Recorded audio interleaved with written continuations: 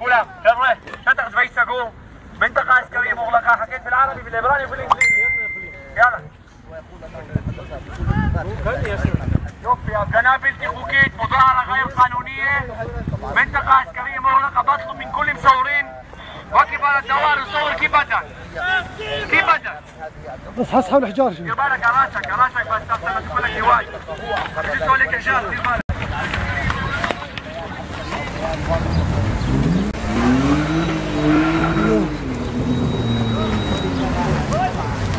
كما رأينا أبعدوا كل المصورين، أعلنوا المنطقة منطقة عسكرية مغلقة. هذا إجراء طبعا يعني تعسفي وغير قانوني. هو بكل بساطة من خلال هذا الإعلان يمنع وجود صحفيين، يمنع وجود تغطية، ويمهد لقمع المتظاهرين. العملية قمع مستمرة على الجانب الآخر. نحن انشغلنا بهذا الضابط، ولكن هناك كما ترون الغاز يطلق بكثافة ومستمر. الجنود توغلوا داخل مدينة البيرة، والعملية يعني لا زالت مستمرة. الشبان كر وفر، ها هم الآن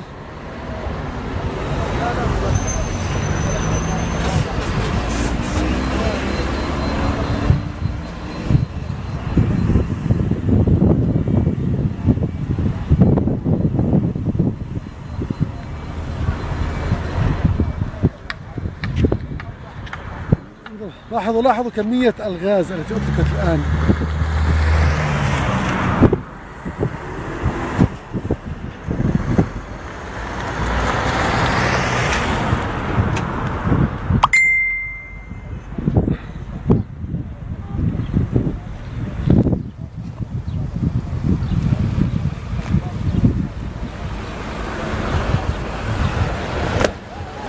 إذن الساحة الآن، الشارع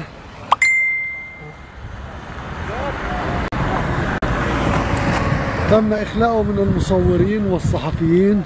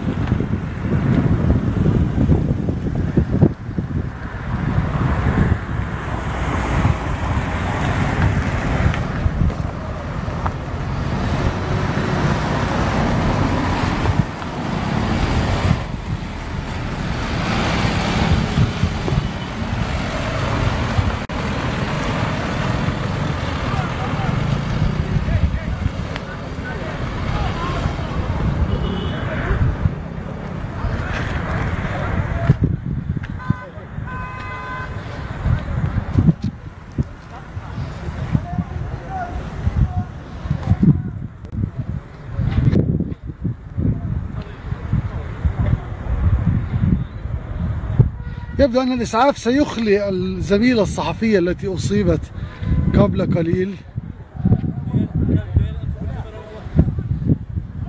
تم استهدافها بشكل مباشر ومقصود، وتم توثيق هذا الشيء.